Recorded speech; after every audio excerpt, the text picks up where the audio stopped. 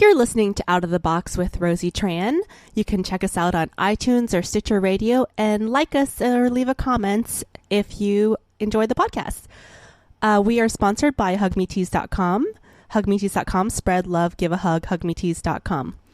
I'm excited. I'm here today with Tim Peterson, author of the Men Talk series, and also he has a blog, mentalk.org. How are you doing today, Tim? Good. Thank you. How are you doing? Good. It's a little crazy here in LA. We're having the Santa Ana winds, which is like this crazy windstorm. So yeah, we had a flash flood today, and then there's tornadoes out west. Pretty strange. Yeah, I think the world's just ending. So yeah, it's very funny.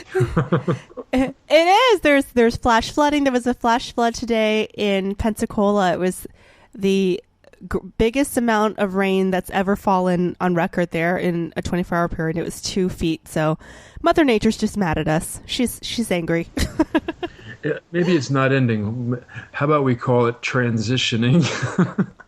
Transformationaling.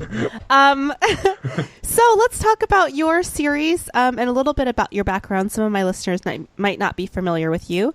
You have a really cool book series called Men Talk, and you were a therapist for many years. And how did you get into, deciding to write a book? You were doing therapy for a while, and then what happened?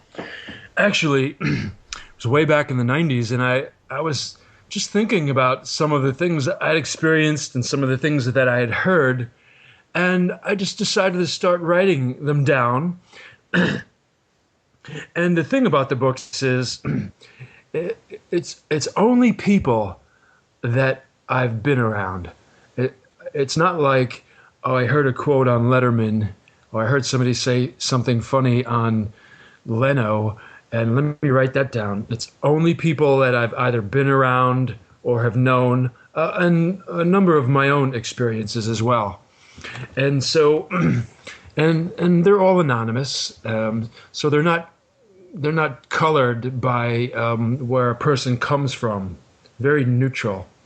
But yeah, I just thought I would write these things down, and I wanted to write things down that I thought people would relate to, things that were entertaining, and things that people could learn something from. Like, one of the major themes of the book is you can read these quotes and see that you're not alone with your thoughts or your feelings or your experiences.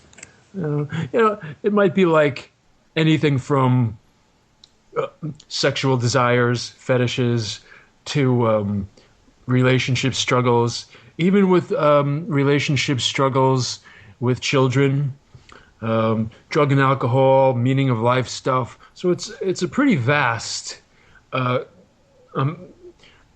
grouping of material. Did you notice a common thread? I mean, you've talked to dozens and dozens of men, maybe hundreds, thousands. What would you say? I would say I've listened to probably hundreds. Hundreds. And did you notice any common thread among men that I guess maybe you didn't realize because it's not something that's talked about in, the mainstream or out in the open, that was part of this private thoughts and feelings about men behind closed doors? That's a really good question. And actually, I think more along the lines of diversity in outlook rather than a general answer. So in a way, that could be a common thread, that everybody has a different experience or view.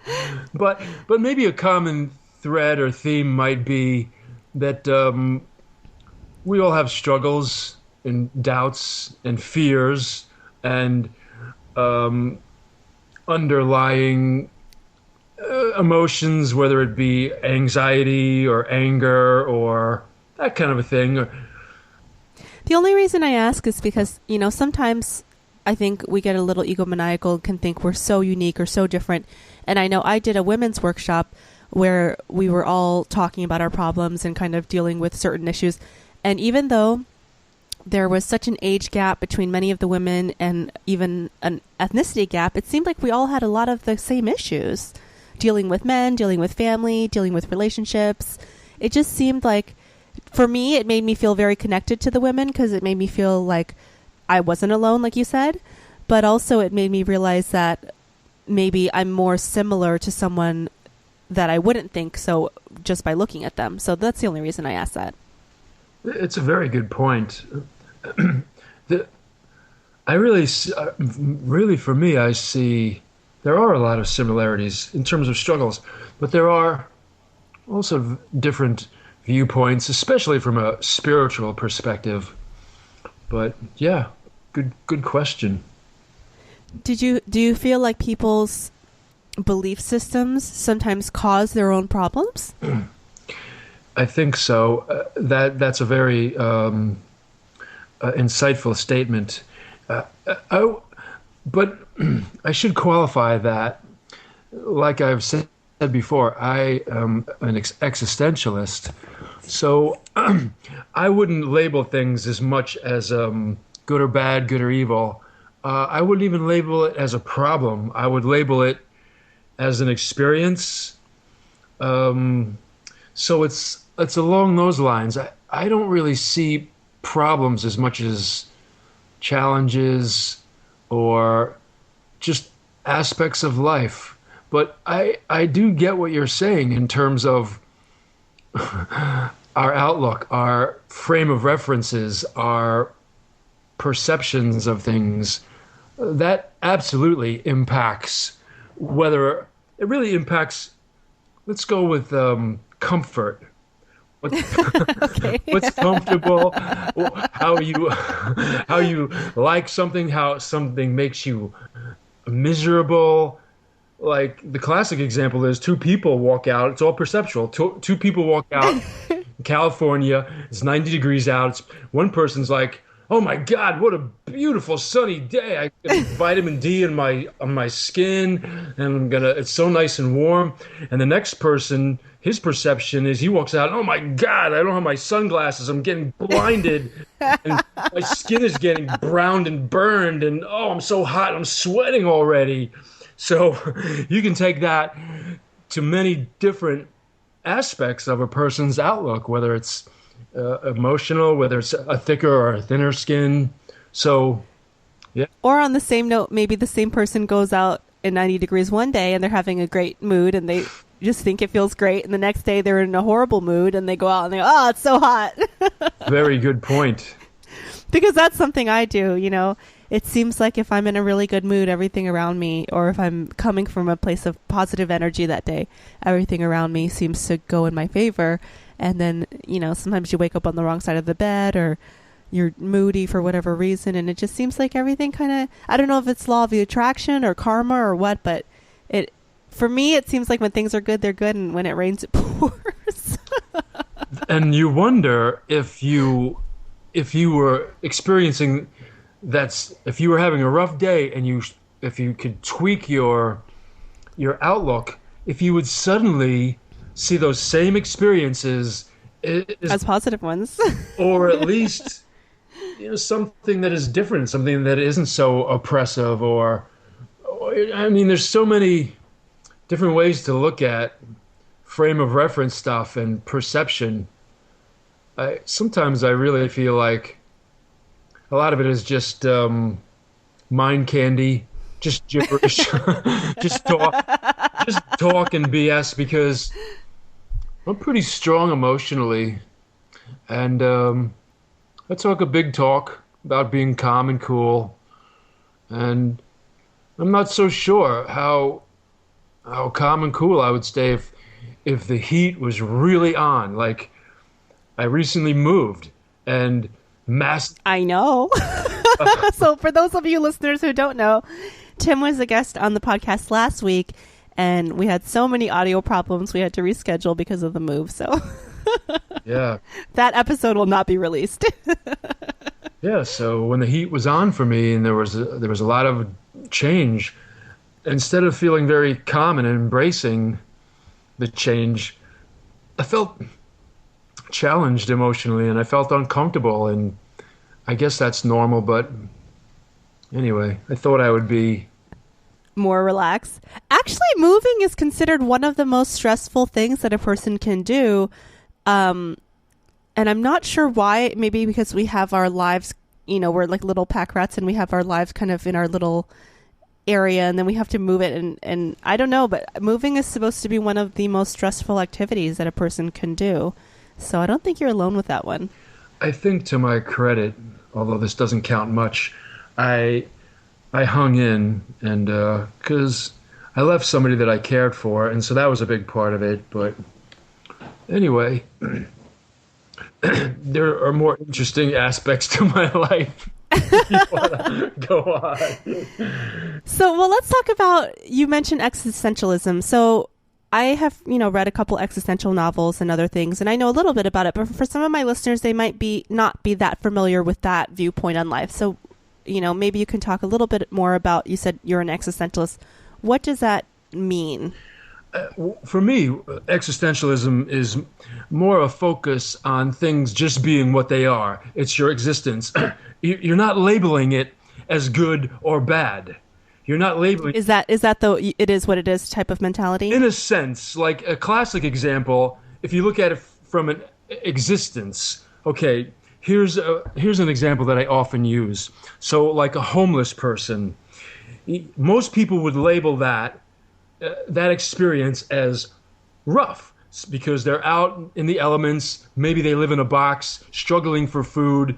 They're in danger of being robbed or raped or killed. They don't really have a lot of creature comforts, no real medicine, no real roof. So it's cold or it's hot. Now, from an existential point of view, if you can look at that in a lot of ways. You can also look at it like as the greatest life ever. Why? No bills, no 9 to 5. Total freedom. Right. No insurance to pay for, no medical insurance, no car payment. You can go anywhere you want as long as you can get there or walk there. Food is free. If you do get medical care, it's free. You have no boss on your back 40 to 60 hours a week. So from an existential point of view, it's neither good or bad. It's just the experience. It's just existence. And I think the same can be said for, like, somebody would look at Donald Trump and say, the guy's got the greatest life. He's a modern day king. He lives in a modern day castle surrounded by gold with a beautiful wife. And he's got a lot of attention, and he's a billionaire. There's nothing he can't buy. There's nowhere he can't go. He eats the best food. Sounds pretty great, but if you look at that from another way, you can also label that as a very oppressive life. He's responsible for tens of thousands of people, their jobs. He's always under the spotlight. He's got a lot. He's open game for people making fun of him. Yep, he's got that hair issue. And so he probably works 40 to 60 hours a week, maybe 80 hours a week. Probably 80. It's probably closer to 80. So there you have a life that seems very clearly amazing, but it could also be labeled as very oppressive, constantly being watched, constantly being badgered. So the point is, I don't really look at that. I don't look at things as negatives. I feel that they can be a drag, but I think life is experiences, and the darker the elements you add to it, the tougher it can be. But I don't see it as a negative either. Do you use that type of viewpoint to counsel your clients in that manner? I do, actually. The viewpoint that I use is, it's kind of simple, though it's not widely accepted. I look at a person as perfect the way you are. Let's say, as an example, a drug addict. I'm not looking at you as a person with a drug problem. I'm looking at that person as perfect the way they are, because in a very strange way, you can look at a drug problem as better than the alternative. So the drug problem might be a coping mechanism that helps them avoid suicide. But what I'm getting to is, if you come to me and say, look, I've got a drug problem, then I don't see it as a problem, and I don't see you as having problems. What I see is a person that has issues we can work on together to find a more effective way of dealing with whatever the issues are, plus the drug or alcohol issues, the emotional issues, some of the past stuff. So that's how I look at counseling. Everybody's fine, and I mean that, no matter what your deal is. But when you come to me and say, I need help, then I'm on board with finding solutions and truthfully, it's not just solutions. It's because I'm not sitting there giving answers. We're working together to figure out a better route. Well, I guess you would, as an existentialist, you would say, that's just what it is. But I think that's a very positive way to look at things. So thank you. So how did you get about what is your story? I know that you were in the military for a bit, and you kind of moved back home, and tell us a little bit about your past, because I think that is very important to shaping who you are today, and obviously your experiences, and which lead to the information that you're providing in your blog and your book as well. It's a 1981-ish, 2-ish, 1-ish, I think, and I'm getting hammered with my brother because he graduated. And I get on my motorcycle and 80 miles an hour through a stop sign. And were you drunk at the time? Yeah. I wasn't sure if your brother was getting hammered and you were just there. You said your brother was getting hammered? Yeah, we were getting hammered, and I tore this Camaro. It was a really nice one, too, a Z28. Tore it apart. And so that's why I went into the Army, because I had nothing. So Army, job, pay, training, and then I get out and I want to be my own boss, so I go into body work, massage, then chiropractor school, and then when I'm in chiropractor school, I've got problems, anxiety, relationship stuff, self-image, self-confidence, self-esteem, all the selves, and anger, which is expressed with sarcasm and cynicism and blamer. So I got all this junk, and I'm not feeling too good internally. So I step into this therapist's office at the chiropractor school, and I'm like, I need help now. Stat. And he said, all right, sit down. And that was a life changer, because I was like, I don't want to work on people's bodies. This mental health counseling is the stuff. It was because it's so interesting, and people are sharing the most interesting aspects of their lives, the pain, the challenges, abuse, and you've got to think on your feet if you want to be an effective therapist. You can't just parrot what they say, and it's very challenging. You've got to be on your toes, paying attention, and if you really want to help people. And I loved it. And so I went and got that degree. And in terms of my books, there's a lot of, in terms of my spiritual, let's call it, because I'm sort of an atheist / agnostic / truthfully, I don't even know what I am. What I do know is that I don't know the truth. From a spiritual perspective, that is the only fact that I know in terms of a spiritual outlook, that I do not know the truth. And who can? It's a personal thing, and it's faith-based. So you can try and sell me all day long on heaven and hell and God and Jesus. You ain't proven anything to me. So, and because I don't judge, I'm not saying that those things aren't true or valid. I'm just saying it's hard to prove, if at all. that stuff could exist all day long. I don't care one way or the other.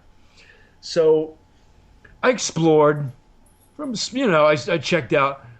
I've actually failed Sunday school. we were going to Sunday school and they were blasting us with these tests, and it was in the summer, so we used to go to the beach every weekend, and I come back at the end of the summer and there's a final. Tests? F. What kind of Sunday school did you go to? F. And my mother standardized testing in the 80s. And my mother was a spiritual seeker, so she laid all these books on me, like Hinduism, Buddhism, Taoism, past lives, crystals, all the New Age stuff, Atlantis. So, I hopped on that for a while. And then one day, I was doing volunteer work. I did it for years. And I'm hanging out with this guy who was kind of, he kind of was a born again.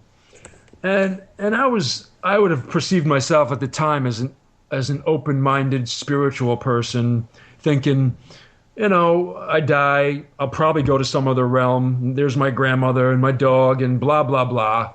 And karma, try to do good stuff because that's what you want back, and yin yang. So I was into that. And I'm like, hey, man, all those books that you're trying to push on me, there's no facts in those books. I was questioning his belief system. I said, that's just a belief system. There's no facts. And I said to myself, what about my own belief systems? I've been buying into them for all these years, and I don't know if any of it's factual. So that's when it hit me. It was probably around 2007. I was like, I really don't know anything. Because you can run all day long with what a spiritual leader says, whether it's Buddha or Jesus or Gandhi, whoever you're into. So Moses, you can go all day long with that, but none of it's fact. Well, I think that you make a really good point, and it's a really good thing to question constantly, because I think a lot of people don't question enough. And I think that really as far as belief systems go, we're just making things up or believing things that other people tell us, or believing things that are made up, because you can say, well, Matthew, Mark, Luke, and John, whatever, wrote the Bible and they got it from God, but that's not a fact. Like you said, that's something they got it, whether it was divinely brought down to them through God, or whether they were, nutbags and just made it up. We really don't know. So it's really, really a good idea, I think, regardless of what you have grown up with, to choose a belief system, since we do have choice, that is going to be healthy. And I think that's really important, more than one that, you grew up with or whatever, the one that's going to be healthy for you. So I think I talked about this in another podcast with Daniele Bolelli. If you're going to be a Christian, that's fine, but choose the version of Christianity that is about love, that's about tolerance, that's about, not the one that's about, an eye for an eye, about being, enslaving people, because there's a part of, that in the Bible too. And the same thing with, if you're going to be a Buddhist, choose the version that is the healthiest and a positive version, not because every religion, whether it's Muslim, Christianity, whatever, has a version that maybe not negative or positive, like you said, but a little bit healthy and a little bit kind of kooky. I'm with you, and I get. So choose the version that's like not the kooky version that's like bashing people and saying that they're evil doers and stuff. Well, you actually bring up some very good points, and I've worked for quite a while on tolerance and compassion, non-judgment. So I hear what you're saying, and from a Judeo-Christian perspective or ethic, that makes sense. But the way that I look at it is, I don't like an eye for an eye, or like 40 virgins and blah, blah, blah, if you blow up the infidels. Yeah, exactly. I don't, or even, let's say, Satan worship, Satanism. I myself don't see those as wrong. I see them because they're different. They're just different from the way. I wouldn't I I'm don't. not saying wrong. I'm just saying. I'm not saying wrong. I'm But saying you're saying healthy or something. unhealthy. You're saying I'm healthy, saying and that's a very personal thing. So, for those Muslims that are dialed into that belief system, that is healthy for them, and that works for them, and that's why. That's why for me, I may not resonate with that, and I may not want to do what they do, but I don't see it as wrong. I strictly see it as different. I don't want to do it, but it works for them. And like the eye for an eye. so. You don't think that?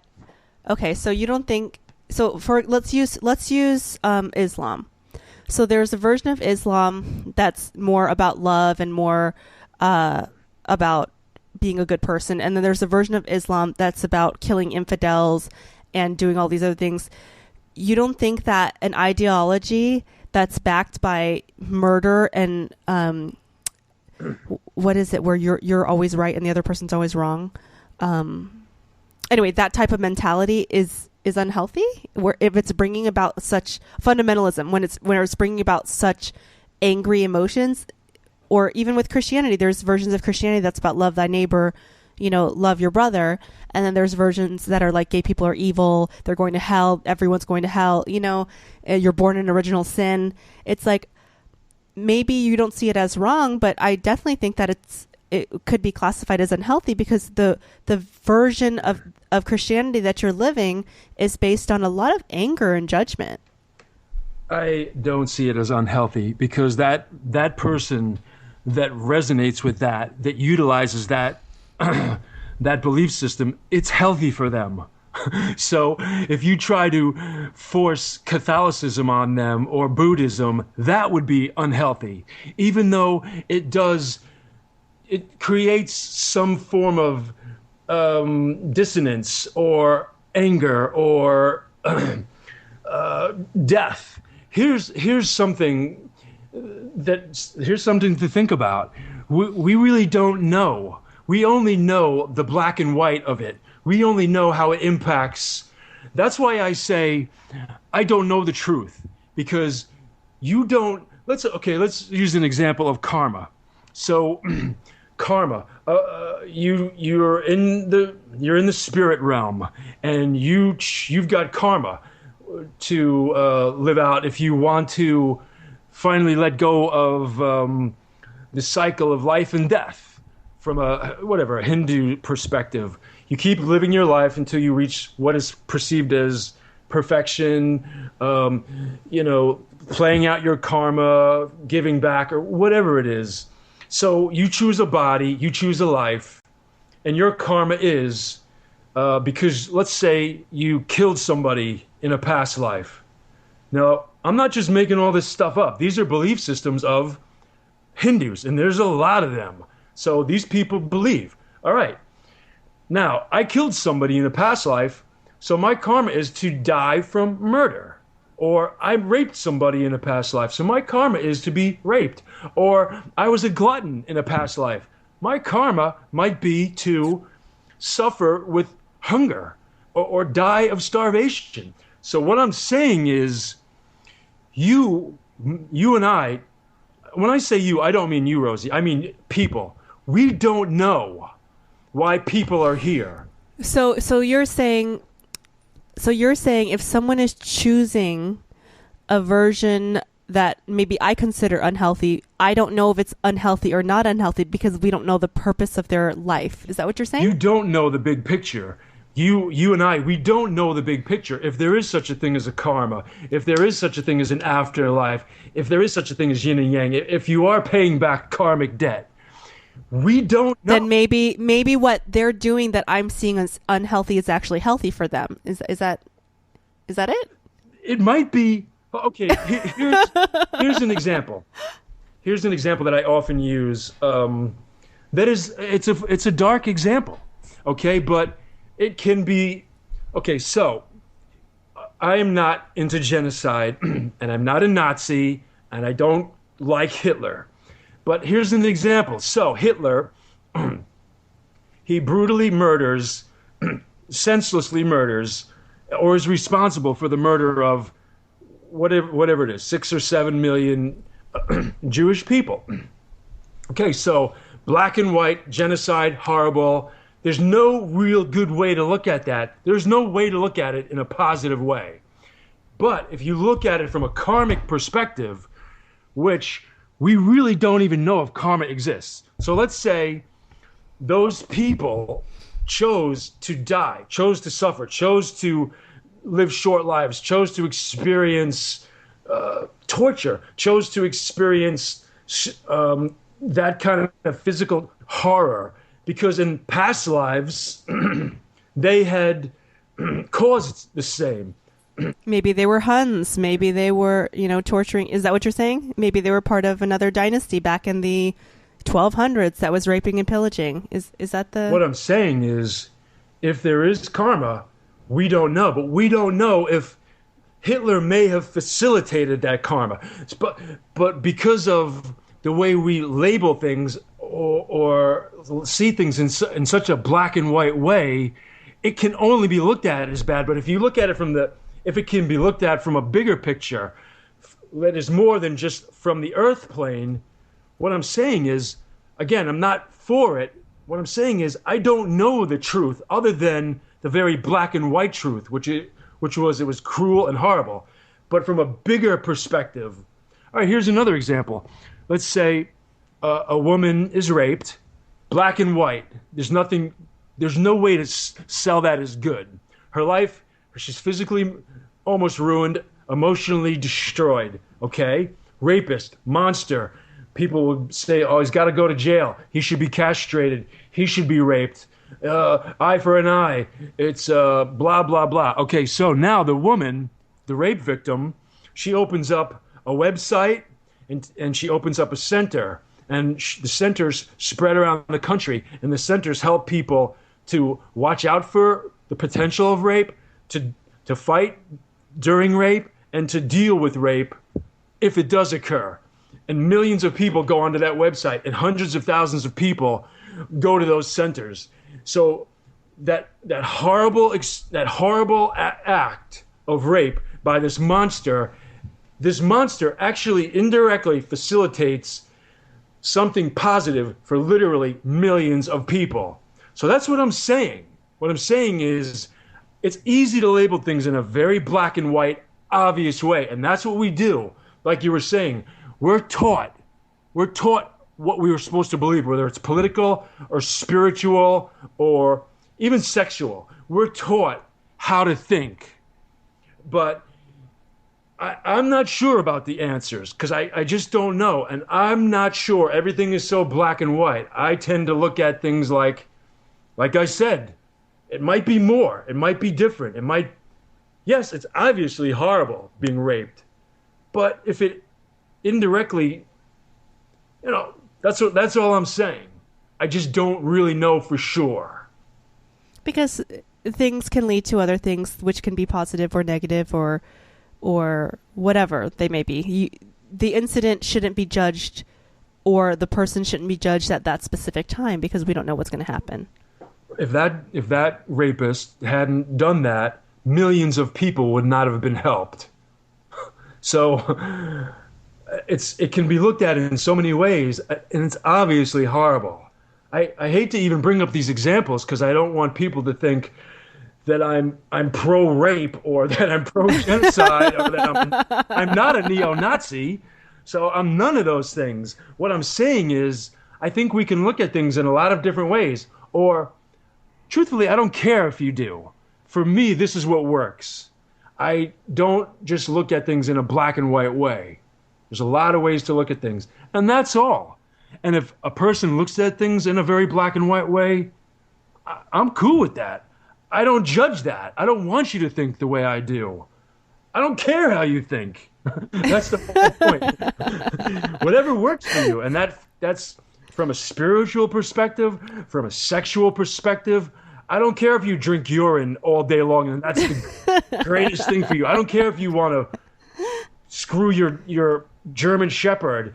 I don't see that as wrong. I see that as your own personal interests. And What about people who are doing things? What is your opinion on what about people who are doing things that are in fact hurting other people? I mean, There's a lot of ways to look at that. Pain, emotional discomfort, mental discomfort, physical discomfort. It can break a person, but in a lot of cases, discomfort is what challenges us to become stronger. You develop a thicker skin. You become stronger emotionally because of challenges in our life. So you would have to qualify the pain, the specific pain, the specific damage. Okay, so we use the rape example. So what if somebody was raped and you're saying, you don't want to judge them, you don't know if that's going to lead to something more positive, or if you had a client that came in and said, Tim, I'm a rapist, I can't control myself, how would you handle that? Would you say, well, that's, just your thing and we'll see what happens? Or would you say, hey, maybe you shouldn't be doing this? No. No, I would not say, hey, that's just your thing, because I don't condone that. And the way that you state that is, I'm a rapist, what should I do? Or I need help with this. And that's different. That's a person that comes to me and says, I've got an issue and I need help with it because I don't want to keep doing this. The thing is, like, you can't fix it all. So it's kind of like the ebb and flow of life, the ups and downs, the pain and the joy. Like, who's got a life that is perfect at all times? So some of the things that we face are uncomfortable, prickly. Some of the things that we face are unbelievably painful to the point where you're broken emotionally. And even if you look at Viktor Frankl, the people, he was one of the men that was in, I think it was Auschwitz, and it was interesting because the impact is different on people. Some people that are being starved to death and watching their family members taken from them or murdered in front of them, they wither and die. They give up. Others, they make it, but they're broken. And others, they find a way to survive. And in some ways, they are strengthened from it. And some people thrive from it. I have a girlfriend, her grandparents were in the Nazi concentration camps. They're Jewish. And she said her grandparents could not seem more appreciative about being alive and have such a positive outlook on life because of that. What a good point. So there you go, a challenge in life, and it doesn't get much more horrible unless you're actually being tortured as a prisoner. I mean, it's pretty horrible no matter what. Being in a concentration camp, especially a Nazi concentration camp. So, and those people took something amazing, very dark, and thrive from it. They relish life. They relish every moment, and you don't experience too many things that are that much tougher. So I would imagine they don't sweat the small stuff too much. They're much skinned, and they relish every moment of life, whether it's with each other, whether it's with their family members, whether it's with their children, whether it's having a sip of wine or whatever. So that's a really good point that you make. So I want to talk to you a little bit. I know you mentioned being in the Army and also being, needing help and going to a therapist, and that was kind of your awakening. Did you feel, because I know this is kind of really big in the news right now with PTSD and a lot of soldiers not getting the mental help they need. Do you feel that that's something that's lacking in the military, the adequate mental health, and that's something that our soldiers could really benefit from? Because I know that when I went overseas with the USO to perform as a comedian, that a lot of bases that we went to were R&R bases. And, the soldiers would get 2 weeks rest and then be back in civilian life. And they didn't seem like they had dealt with all their problems in that 2 weeks.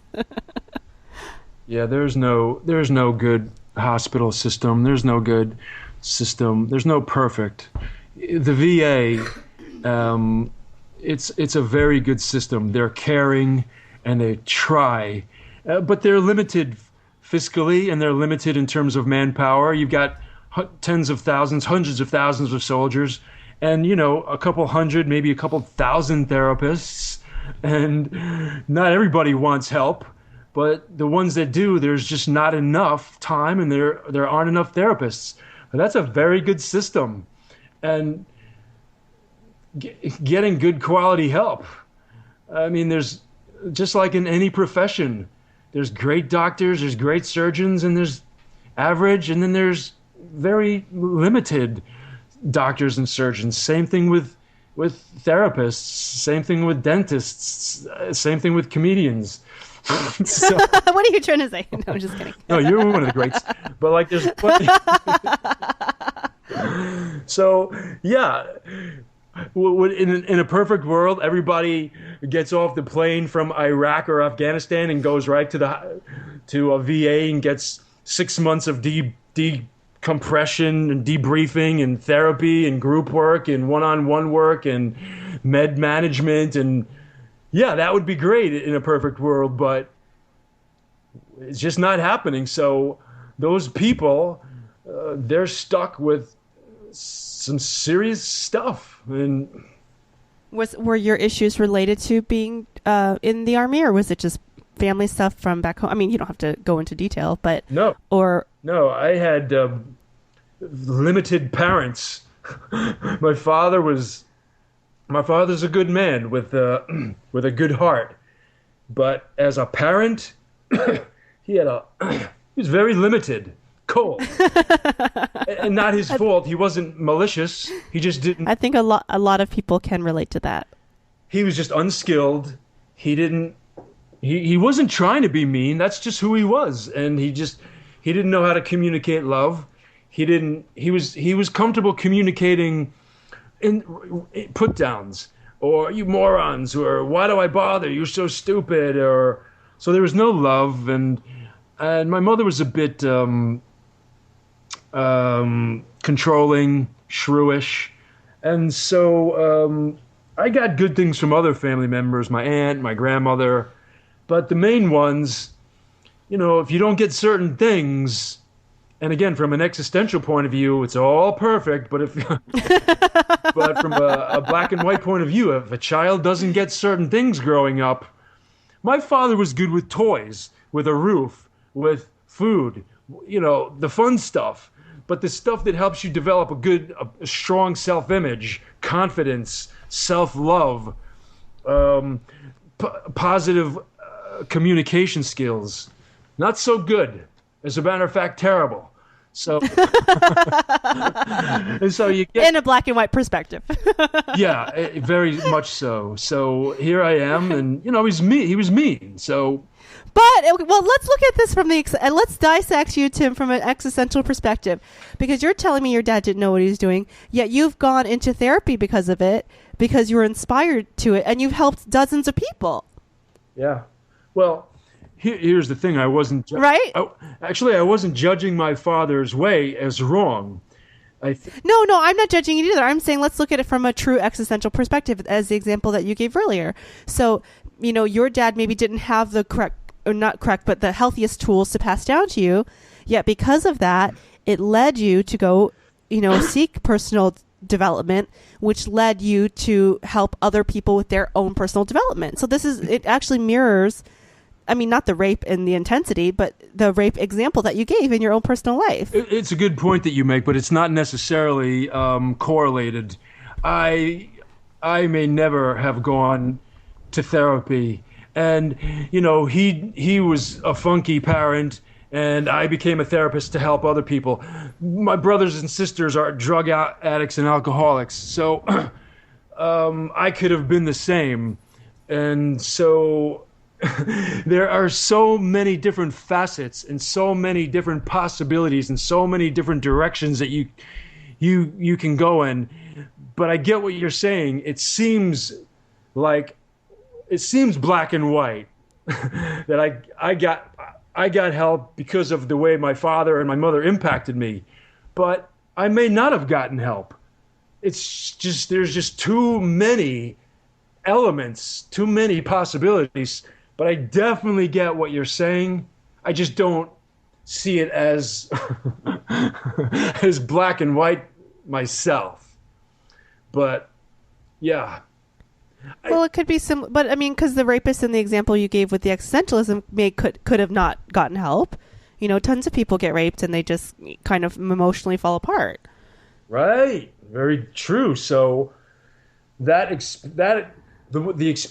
example I gave of the rapist facilitating the help of millions, that's kind of a general. It's kind of a one possibility. Another woman that experienced that could be totally fractured mentally and emotionally and just never really do anything. So existentially, that's neither right or wrong, but I would never say this happens and then this will happen. It's more like this happens and a billion possibilities could happen. Well, that's everything. Yeah. I might have just been watching a TV commercial and seen a commercial for a medicine, a depression medicine, and gotten on that. So I guess what I'm saying is I don't have that the you answers. don't know the truth and you don't have the answer. And none of us do. Well, I think we have our version. And as a therapist, I do have ideas in terms of what I qualify as being more effective. So if I see a person, like I was a drug and alcohol counselor for a while, and I'm not a drug and alcohol addict I'm not an addict. I was never dependent. And they'd be like, well, how can you relate? How can you help me? You don't have an addiction. And I don't have to have an addiction to know that this is what you do to deal with it in a different way than what you are doing. What you're doing is not working and it's never going to work.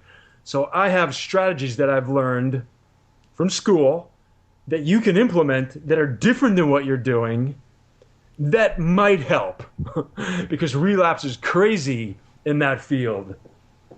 So yeah, and the same thing with being married. I've worked with parents that had challenging children. I never had any kids. Well, how can you tell me how to be a good parent? You don't have any kids. I don't have to have kids. But I am going to teach you. I do see what you're doing, and I see very clearly what you're doing that isn't working. And I'm going to help you with some ideas that might work better if you stick with them. Just like with drugs. I think that's a really good point that you're making, because I know that a lot of people feel that you have to have that specific life experience to be able to talk about it. You know, I know people saying, well, they want to talk to someone who's had that background. You know, well, I want to talk to someone who's like I know someone who teaches comedy classes, and they're a really amazing comedy teacher, but you know, they haven't had that much success in the comedy world, but they're an amazing comedy teacher. And you know, I've heard people say, well, why would you go to that person? You know, he's not even that successful, or as a comedian. But it doesn't mean that he can't see what the person is doing right or wrong, and or maybe that will work more or less for them. The same thing, like you said, with kids. It's like a lot of people think, well, you have to have kids to be able to tell me how to raise kids, you know, correctly or whatever. But it's important to know that they're not, I guess, directly connected, if that makes any sense. Because you can't advise someone on how to be a healthier parent or more effective parent, yet you don't have kids. You make such a good point. And even with a teacher who teaches stand-up, he may not be great with he may not ever have great material, but he can teach timing, and he can teach delivery, and he can teach pacing. So there's and you may be like one of the greatest singers in the world, better than Mariah Carey or Michael Bolton. He's got a good voice, but yeah, but maybe you can't teach. You can only do the thing. Maybe you can sing really great, but when it comes to actually teaching music to students, you would be clueless or uncomfortable with it. So I think that's a really important point that you make about the fact that you, as a therapist or counselor, can, because I think people get really defensive about that. Well, you don't have kids, you don't know what you're talking about. And I've heard that before with, people feeling that desire to only hear advice or support from other people who have been through that experience, but you don't necessarily have to go through a horrible experience to see what the person is doing that's not as effective as it could be. Exactly. And that's the thing, when you're in it and you're doing the same stuff that's not working, when you're in it, you don't really, you're kind of in it from repetition, from habit, from perpetuating it. It's kind of how you're built, your persona, underlying themes, unconscious themes. So you might kind of see it from a rational perspective, but because of the way you're built, it's not easy to change. So same thing with relationships. You don't counsel your partner. You go to somebody anyway. So yeah, when you're So let's talk about Men Talk. Why did you decide to write a book on men only and not, because you counsel co-ed, correct? You counsel men and women, or are you just counseling men? No, I counsel everybody and kids. Yeah. So, and kids. So, why did you decide I'm going to do a book? You have Men Talk and Gay Men Talk, correct? Well, I don't get enough, men open up to me. I've known a lot of gay men, and as very good friends, and I've known one lesbian. So how much material am I going to have? And I'd only talked to her a couple times. They're like a secret society. So the men that I've been around are very open about their sexual lives and their sexual experiences. What woman, straight or lesbian, is going to tell me about?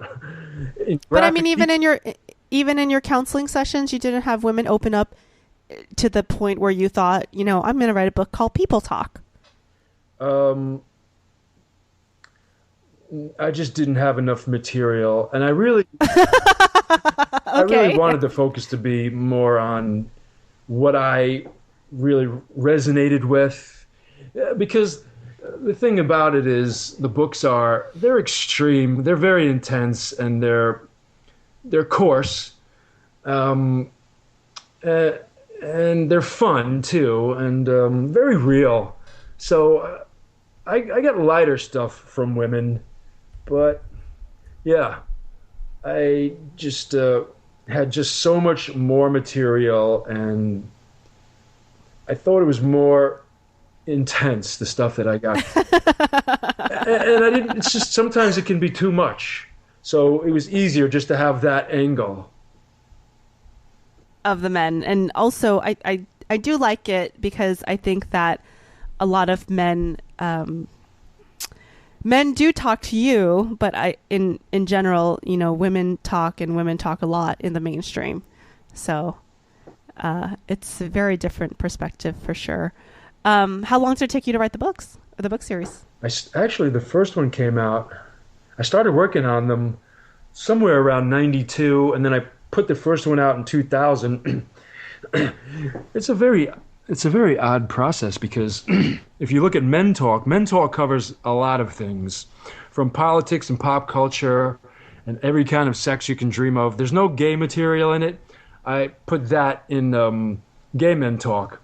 And then, so the style that I utilize, I'll have short quotes, then I'll have a long quote, but I won't have like 2 or 3 sex quotes in a row. I'll have You have to buffer them. Well, I don't want it to be redundant, so I like it to be off-putting, or I like to keep you off, put off in a way. Not put off, but I like to keep people on their toes. On their toes, yeah. In a way. So one quote might be about being molested, by an uncle, and then the next quote might be about Oprah, or like a political quote, and then the next quote might be about the challenges of raising your child, and the next quote might be about piss or farting, or so it keeps. Yeah, it does. It keeps. It's a pace that is kind of. You want to keep people interested in different stuff, basically different material. Yeah, it's some are touching, some, and the next quote might be very shocking. So I like that. And then again, a longer one. Then there might be a meaning of life or a philosophical quote. But then Men Talk Sex is pretty much only sex, and but that's gay and straight. And the gay Men Talk is transgender, bi, closeted stuff. Obviously gay, some lesbian stuff. Have you ever had a client come up to you and say, "Hey Tim, I saw that quote. That's about me. That's not cool." No, but I have had clients say, "Hey, I recognize that quote, and was that me you were talking about?" And but the great thing about it is there's no race, there's no age, and so you have really no idea unless it's clearly gay or straight or bi. But otherwise, you don't know if it's a black man or Hispanic or And you wanted it that way. Yeah, like I said, I didn't want it to be colored by those qualifiers. And then Men Talkisms, like if you know Yogi Berra, the famous Yankee catcher. Yeah. Well, he was kind of an eccentric. He had these things called yogiisms. Like as a classic example, somebody says, "Hey Yogi, what time is it?" And his response was, "You mean now?"